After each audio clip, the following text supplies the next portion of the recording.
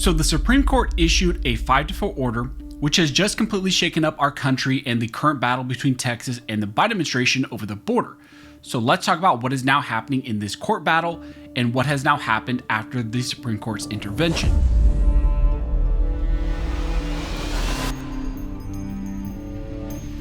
Now, really quick before we jump into this video, I want to ask you all for a huge favor.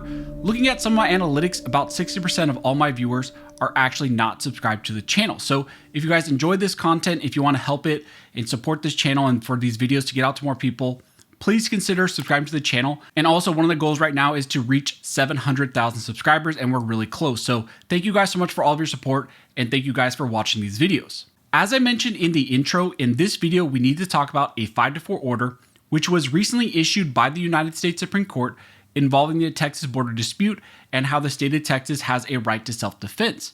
Now the Biden administration is trying to take the opportunity, which was opened up by the Supreme Court after that order, to essentially have this entire case thrown out.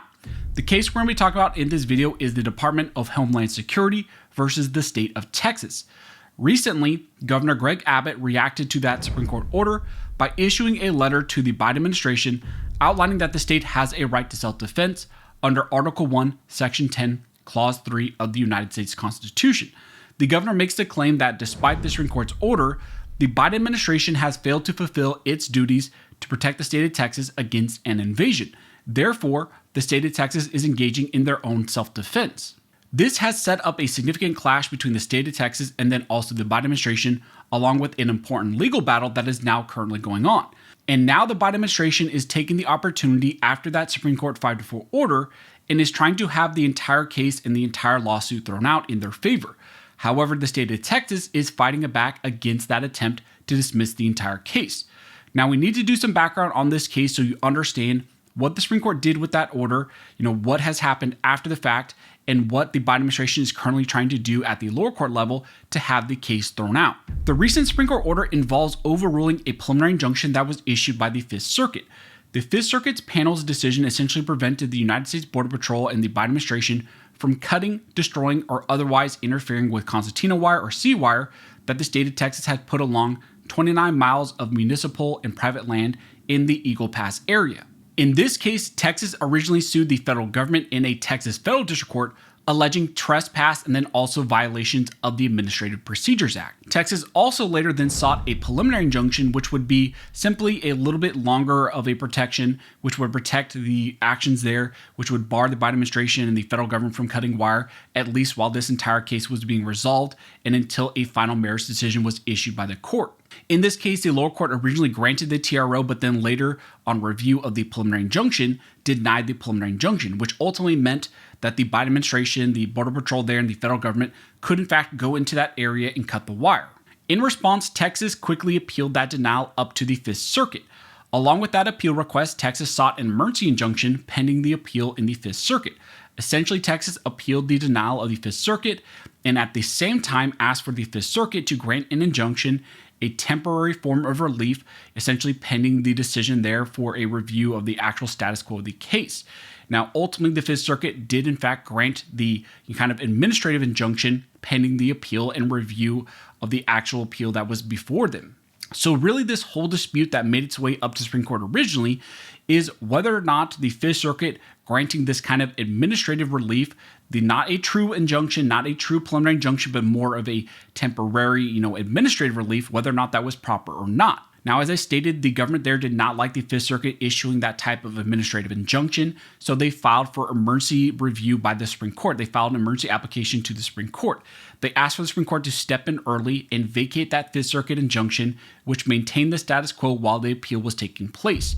And on review, the Supreme Court issued a 5-4 order, which granted the federal government's request to vacate that administrative stay. So that means that ultimately the Supreme Court voted in favor of removing that temporary injunction that the Fifth Circuit had put in place. That effectively meant that the Supreme Court was in fact going to allow the lower court's denial of the injunction to go into place, and the Biden administration would still be able to cut the wire in that specific area. Essentially, in a backdoor way, the Supreme Court in some ways allowed the Border Patrol there to cut the wire. And the two judges who ultimately did in fact jump the line in favor of the federal government were Justice Barrett and then also Chief Justice Roberts. But I do want to be fair that this was not a final merits decision. It was just a review of whether or not the administrative relief that the Fifth Circuit granted was proper or not. Now, in reaction to that Supreme Court 5-4 order, Governor Abbott then, issued a letter to the Biden administration stating that the federal government there and the Biden administration has failed to actually enforce federal laws, that they were failing to protect Texas, and therefore Texas was going to take it into their own hands under Article 1, Section 10, Clause 3, and engage in their own self-defense. Also, in response to that Supreme Court order, the Fifth Circuit Court of Appeals that was responsible for reviewing the lower court's decision has now kicked the case back down to the lower court for a temporary time period, essentially put the case in abeyance and remanded the case back down to the lower court for a limited time period for review and development of the factual record. Recently, the district court did hold oral arguments in this case for a development of new evidence in a new record once this was sent back down. Now, one of the interesting things about that remand was a debate about whether or not the lower court there is only supposed to develop new factual records, new evidence, or are they actually supposed to issue a new merits decision on their own? But even more concerning of what is developed after that Supreme Court order and after this case was remanded back down to the lower court is the fact that the Biden administration is now taking the limited remand of the case as an opportunity to now file a motion to dismiss the entire case. In their motion, the Biden administration argues that this court correctly denied Texas' motion for a preliminary injunction because the state is not likely to succeed on its claims. Consistent with that ruling, the court should now dismiss the case for a lack of jurisdiction and failure to state a claim. So there, the federal government, the Biden administration, is now trying to get out of this case now that the case has been remanded after that Supreme Court order. Texas has responded to this attempt by arguing essentially to the court that the Biden administration is simply trying to dismiss the case now, and that is improper, that the current actions they're taking is not valid, that they're trying to rely on evidence that is not proper, and simply they're just trying to use an opportunity after this remand to have the case thrown out. But the remand here was never intended actually for this type of review. Texas argues that at the outset, defendants misused their motion to dismiss by failing to focus their arguments on Texas' complaint. At the same points, defendants rely on later evidence that they also mischaracterized to support their motion. At other points, they fault Texas for lacking certain evidence to support its claims. They do so even though they have thus far refused to comply fully with the court's discovery orders. It is basic law that when ruling on a motion contesting the sufficiency of a complaint, this court must take the complaint's factual allegations as true. This court should therefore reject defendants' efforts to evade Texas's claims both on the merits and non-merits grounds by appealing to disputed facts and burdens of proof. Now, what Texas is pointing out here is that the federal government is using this motion improperly to try to dismiss this case. They're making allegations on, factual evidence that are really not in dispute here. For this type of motion, you would only have to look at the complaint. That's all that's supposed to be looked at.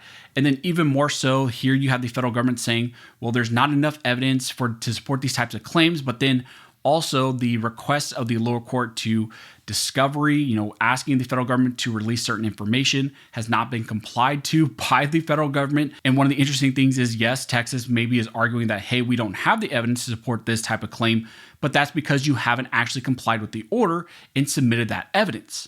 So this is really interesting, a really interesting development in this case. Going forward, this is something we're going to have to watch to see what happens with the limited remand and see what happens as the development of that. But this has kind of been the fallout after that Supreme Court order. After that 5-4 order by the Supreme Court, this is what has now happened. It's been sent back down all the way to the lower court. And now the Biden administration is taking that opportunity to try and have the case thrown out. Also keep in mind you have another lawsuit, which is the Texas SB4 lawsuit that is currently in front of a panel in the Fifth Circuit. We're waiting to see what they do with that. And there's a lot of dispute with that case as well, dealing with a similar issue. So again, a lot developing in Texas about these specific issues. If we get any more information, I will let you guys know. Also, if you like this video and you like to support the channel, one of the best ways to do that is to like, comment, and subscribe. All those things help to fuel the algorithm, and it signals to YouTube that you guys see value in these videos and in this type of information. But as always, thank you all for watching. Don't forget to like and subscribe, and never forget this nation was built by armed scholars, and this nation will be maintained by armed scholars.